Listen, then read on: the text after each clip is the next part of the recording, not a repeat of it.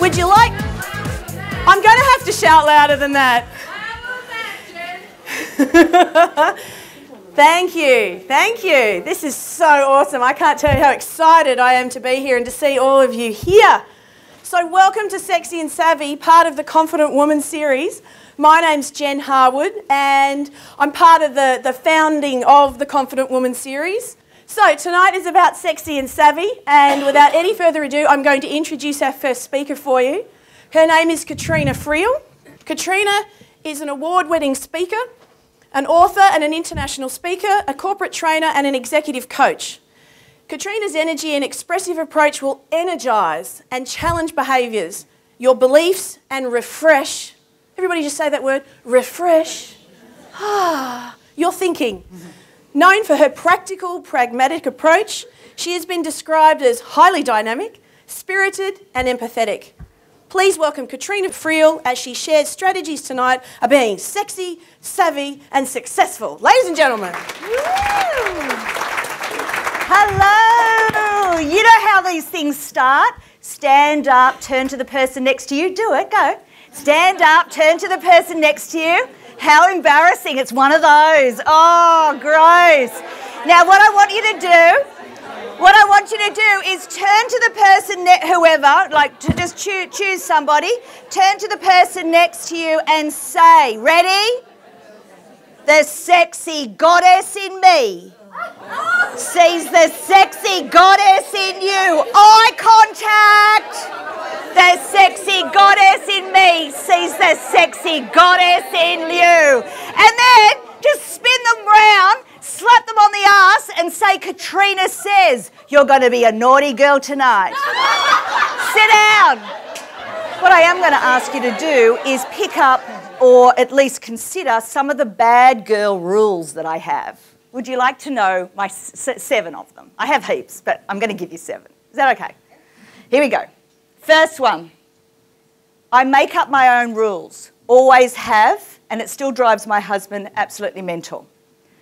I just make up my own rules, so write that down. First thing I want you, I have a program called Designing Your Own Philosophy on Life. It's the same sort of thing, design your own philosophy. What do you want to live by? That's what I live by. I live by my own rules, and it may not be for everyone. And what I chose to do at 14, 15, 16, 17 and 18 wasn't what you chose to do. But, you know, what rules do you want to make up? Stop living these rules that we were programmed to. Because we were all programmed between 0 and 7 years of age, and some of us are still running that old software. Get rid of it. That's my first rule. I hope that was useful. Second one is I have this saying, don't ask permission, just beg for forgiveness. So when I make a massive mistake, I'm the first to say, oh my God, I'm so sorry. I'm so sorry. But I never ask permission, and I've worked for many, many years. I have a business called the Australian Institute of Office Management, and for 8 years I've worked with heaps of EAs, PAs, office support people, that support type role. And one of the things I taught them was don't ask permission. Just beg for forgiveness. It's very likely that you will know the right thing to do. When was the last time you did a massive balls up? Yeah, it was just yesterday. What I'm trying to get at is the balls up that we think are going to happen actually don't actually happen. You guys are experts in your field. You know the next step. Just go for it. Stop looking around for permission. I've never had anyone run down the hall when I've gone off and just done something and somebody's going, Katrena, you can't do that! Because if that was the case, I would just turn around to them and say, oh, I'm so sorry. What? I was meant to ask what? Who am I meant to get permission from? What? Who's in charge here? And they'll tell me, oh, you've got to go to the finance department, you've got to get it T's crossed and I's dotted. Fine, I'll go do that then. But very rarely, if ever, in my entire 30-year career, has anyone come running down the room going, you can't do that. So just question whether you actually need permission for about 90% of what you think you need permission for. Hope that was useful. Next one. Perfectionism disease. One of the worst diseases on the planet, particularly for women. And I'm going to get rid of... Anyone got it? Anyone got the disease? Only one person. Oh. Can everyone really show everyone how bad this disease is? Go on. No, come on. Fair enough. Okay, it's the one thing I love getting rid of in women when I'm coaching them and training them is because this is holding you back big time. With a rebellious child, growing up, what we would have the ability to do is just give it a go, have a crack. And so the bad girls give it a go, have a crack. Whereas the good girls were bred for perfection. And guess what perfectionism disease did to you? What it did to you is it made you starving. Starving at the end of every single day, never satisfied, never full up, always starving. And as you go home from a good day at work in other people's eyes, going, gosh, they're a great worker. No.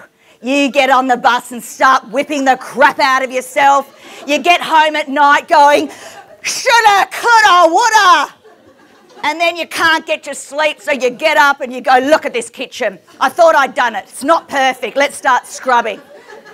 Do you know what I mean? So perfectionism disease is one of my absolute pet hates, and my job is to eradicate it from the world. So come and see me if you want to get rid of it. I can get rid of it in one conversation. No joke. No joke. You can challenge me to that. So that's bad girl rule number 3. I hope that was useful. Next one. Stretch your stockings. This is a little Katrenaism. When you get the stockings out of the packet, look at them, for heaven's sakes. How am I going to get that on my fat ass? How is that even possible? So anyway, you put your stockings on for the first time, don't you? And you're down there, trying to get them on, and the crutch is still down here. I hate those ones. Anyway, you're working it up, you finally get it on. Oh, how long did that take? Whew, I'm absolutely puffed. Second time you put the stockings on, not so tough. Third time you put the stockings on, the shape of your ass is in them and you need to get a new pair. So anybody think about comfort zone again, you will never be the same. You will always think of my little Katrenaism, stockings. And so you guys, that's what bad girls do. Bad girls are quite willing to put on new stockings all the time. Look at my behaviour between 1984 and 1986. Yeah? So I was putting on new stockings all the time and experiencing life on the edge of danger. But now I'm asking you in your lives, get new stockings. Don't put those shabby old ones that are all baggy in the arse. Get fresh new ones and stretch them all the time. Anyway, I could speak on that for 9 years, so let's move on. All right, everyone wrote that one down. Next one, bad girl rule number 5 is check your level of resentment. Here's how I know whether I want to do something or not. If I'm resentful, I don't go. I don't say yes. I don't do it. Bad girls have no problem going, nah, can't come, sorry. Good girls always go and seethe into their Chardonnay. All bloody night, bitch into their husband going, I didn't want to come anyway. Fabulous. I don't go. I've gone off to a great party that I wanted to go to while you're all there going.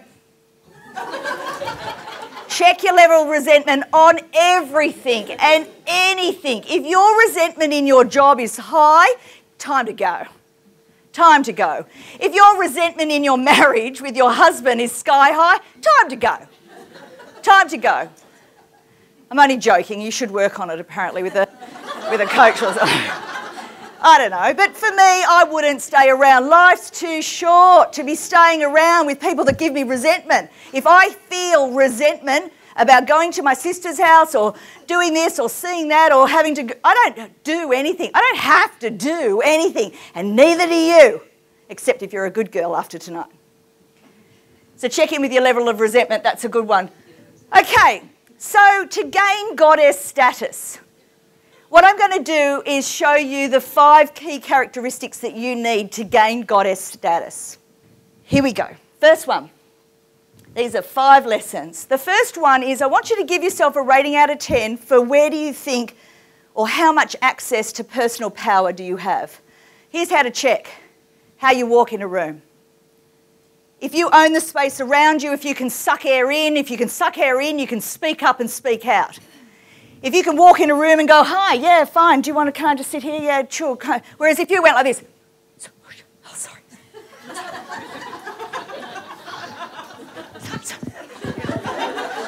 If you're doing that, give yourself a low score. If you went, hello, nice to meet you, sit down, shut up, then give yourself a high score. Okay, so this is the first thing that you need to grow if you want to be a confident woman, if you want to live the bad girl lifestyle. The bad girl lifestyle, these guys have a lot of personal power, a lot of charisma, all that sort of stuff. They know how to own a room. And anyway, that's how I get men, or how I did get men, not now.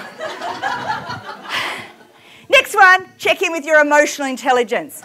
So emotional intelligence is one of 9 intelligences, but it's the big one now. It's like hot to trot, everyone loves it. We teach it in leadership management training 24/7. Every leadership program, every MBA program around the world has EQ in it. So give yourself a rating. If you don't know what it is, give yourself a low rating because it's likely you haven't done any work on it. It's essentially 2 things. One half of it is know thyself. You know who you are, you know what you want, you know how to get it.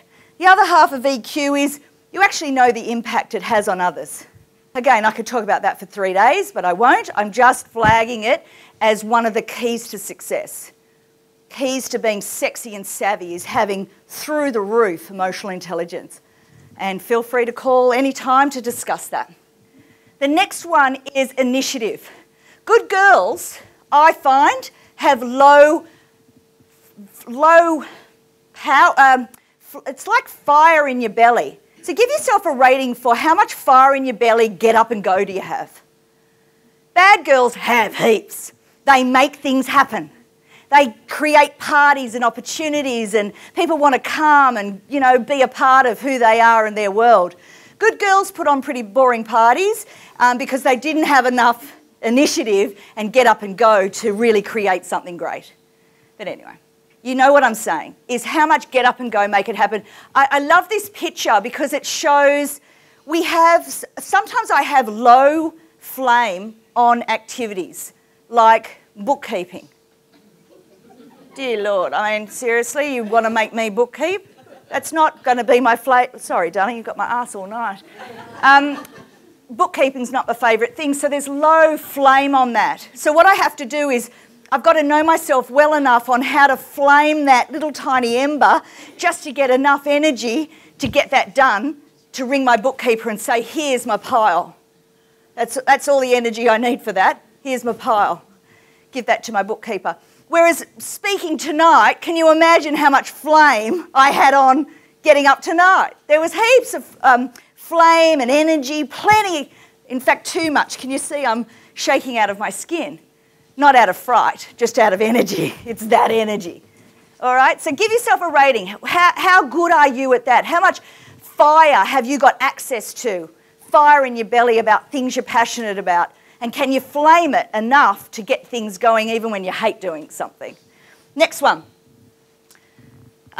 Confidence. So we're obviously theme of the night, the Confident Women series. But here's confidence. You better write this down. 3 things. To be confident on an issue, you have to have 3 things in balance. You have to believe, so self-belief. You need to have self-value, and it needs to have self-assurance. If you have those 3 things in balance, then you're probably very good and confident at that thing. So, Sophie, do you mind, what are you confident on? Give just a task, a thing. Doing your job. Or doing your job, you're very confident? Fabulous. So you believe you can do your job? Yep. Do you think doing your job well adds value to your life and it's worth doing well? Have you stuck with it long enough to get good at it? Yes. Great. That's why she's confident. Now, if I was coaching Sophie, what I'd be doing is not focusing on things that she's already confident. She would probably come to a coach like me or Jen to work on something you're not confident on. So here's my first question as your coach. Do you believe you can? Who's not confident on something? Let's just use an example. It's easier. Linda? What example? Great. Public speaking. So that's freaking you out just even asking. And you know me, you're safe. Well, you're not really safe. No. But, yeah, okay, so public speaking's horrendous. You're shaky about it. Do you believe that you could be a good public speaker? So I would just work on that. So self-belief as her coach, if I just work on the self-belief part, can you see how if I could tweak that up a little? It's the self-belief part that's holding her back. Can I just check the other two though, just for the sake of this exercise? Do you believe it could add value to your life, being able to public speak? Yes. Did you hear the yes? Did you hear the high note there? That was excellent. And do you think you could stick with it long enough to get good at it? Maybe. Boom. Did you hear the energy there? Okay, so here's the thing. As her coach, I'm hearing that she doesn't believe she can, so you'll always be correct. If you think you can't, you can't. So well done there. I have to spin that out. The second thing I need to do is I have to show her how I did it and how this doesn't appear overnight. How long have I been getting up and speaking for? 15 years or more. Yeah, so it's not something that you just are born with. And every kid these days in school is being taught how to public speak for a reason, because it's turned out they've looked at all of you and gone, oh shit, we made a huge mistake. Not teaching them how to public speak, because being able to public speak gives you that personal power, which was point one. So you see little 6-year-olds now going, good morning, my name's Ben, and I'm going to talk to you about blah, blah, blah today. And you're like, bloody hell, I've got corporate guys earning $250,000 a year that can't do that confidently. But thank God, because I earn a heap of money out of it. It's fantastic. Anyway, you get the idea. There is a structure to confidence. I hope that slide helps you. I use it every day with every person that I come in contact with. I hope it's useful. Next one is, how do you rate yourself for being human? Now, being human is actually to be yourself, not a machine. So anyone that was up here, perfectionism disease, this is machine-like. Being human is the opposite of that. Being human is being, I like to say, strategically vulnerable. So when I say strategically vulnerable, it means I don't get up here and start my speech with, oh, hi, I haven't practiced at all. I wonder how I'll go tonight. Can you see how that would be stupidly vulnerable? So a lot of good girls are often people pleasers, and they're quite shy and perhaps reserved. They'll walk into a room and go, I have no idea what I'm doing here today. No idea. Oh, I'm such an idiot. I would never reveal that at the wrong time. You've got to reveal strategically when to be vulnerable. And here's when I reveal it, is if I've made a massive mistake, I will go and say, oh my God, Shan. Shan? Is that nice? How to say it? That's fine. Oh, it's not right though, but it's fine. Is that right? How do you say it? Shan, doesn't matter. Shan. Shan, I love that even better. So Shan, that's an issue in of itself if you noticed. Anyway, I'll get onto you in the break. Sorry. Moving on. So Shan, if I made a terrible mistake, I would come up to Shan and go, you have no idea, I've just ballsed up the whole mail out. Everything's gone to the wrong address. Is there any way that I could get some help from your team, because I'm in deep, deep trouble here? And what's happening to her heart is connecting with me. And strategically vulnerable, being human, endears you to others. Whereas when you're over here going, I'm perfect, anyway, so everyone else has to be perfect too. There's been a massive mistake, not sure who did the mistake, but I'd like you all to get onto it and fix it up. Okay, girls, you with me? How much do you want to help me? Not at all. How much did you kind of want to help me? Play along. I help you out a lot. No, but genuinely, you did want to help? Yeah, you had a sense that I would want to help her out of a jam. Makes sense? So that's what strategic vulnerability. Not showing your weaknesses 24/7 and saying what an idiot you are all the time. No, that's not what I'm talking about. I'm saying when it's appropriate, be strategically vulnerable, because it endears you to others and connects you with people. And then have a think about, how close are you from being yourself? So if I had a whiteboard, I would do a dot. Everyone just do a dot on a piece of paper and draw another dot how far away from that dot, the inner you, the true you, the who you really are, how far away are you in your life? How far does that dot come? And the girls I coach are people that are so far away from their inner self that it's tragic. It takes heaps of energy to live here because you've got to wake up every day and be something else. Whereas, can you imagine how much energy does it take for me to be here and do this? It's actually not a lot of energy because it's who I am. Warts and all, good or bad. You either love me or you don't. It's nothing I can do about it. What you think and what's going on in other people's mind is none of your business. So all I can do is just be my best I can be and get up here and be myself. So how far away from that dot are you? So just have a sort of a, you don't want to write it because it's probably embarrassing to do it publicly, but you've got your dot here. How far away are you? And if you're close to your inner self, then you're probably living a very relaxed, centred, focused life. You've got headspace, you're getting on with things, everyone's laughing, yeah? You're a bit further away from all that? No, you're going well? You get the idea? So what we're trying to do is people are out there trying to sell you happiness. All happiness is how much energy does it take to be you, or the bullshit you, per day.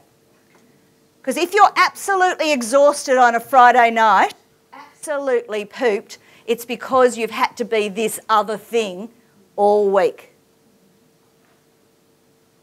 So my aim for myself and for everyone is to get as close to the inner you as possible. And what I mean by that is you're not seeing my inner Katrena, because the inner Katrena would be doing weird things right now. What you're seeing is, see the masks in the picture? What you're seeing is the professional Katrena tonight. I know it's not very professional, but it doesn't matter. It's my professional. It's my keynote speaking mask. Do you like it? Is everything going okay? When I get home, I can take the keynote speaker. Imagine if I didn't and went home to my husband and went, "Welcome, how are you? Great to see you." Turn to the other person next to you and he'd be like, "Dear Lord, she's on drugs again." So I take that mask off, hopefully, and put the wife mask on and become whatever that is. But it's still who I am. It's just a different part of who I am that I don't need to reveal tonight. Does that make sense? Because the wife me is not relevant to this session. Oh. So just pop the dot anywhere you want on the piece of paper. On my dot? Do you want to know where my dot is? Yes.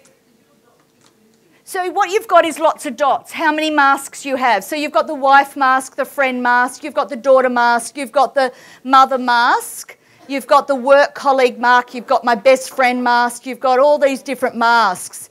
And for a great happy life, you want to have all those dots in what we call a constellation.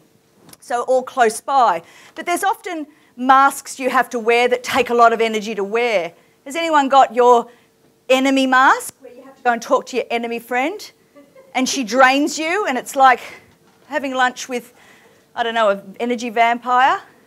Can you see how that mask that you have to wear that day would be right over here? Because it would take heaps of energy. It's not who you are. Yeah, I don't want to get too bogged down. If anyone wants to talk about it or discuss it later on tonight, happy to. But as long as you get the idea, just get the idea of it, that you want to be human, you want to be yourself, you want to get real. I don't want you walking around being your mum or pretending to be your boss or whatever.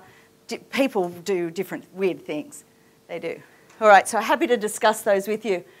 So the Sex Sells book, if you're interested, is available tonight. And hands up who's in sales. Nicole? Yep. Everyone put their hand up. Everyone is a salesperson. To get the job that you got, you sold yourself actually successfully. Otherwise, you wouldn't have got the job. If you're a mum, you have to sell concepts to your kids 24/7, either successfully or not. But I just want that's why I wrote the book, because I realised that people go around going, I hate sales. I hate salespeople. They're awful. Whereas there is this new breed of salespeople where you've got to be yourself. You've got to be a person with great personal integrity, personal power, confidence. And you are all salespeople on some level. So hopefully you'll enjoy the book. Nicole, putting up your hand tonight, you'll get a free copy. I'd like to sign it for you, just so I can sign at least one tonight. And inside your little show bags, not only have you got the little suspender belts, that's with my card on it, of course, so that when you're having sex with your husband, the little card's slapping up against your thigh or something.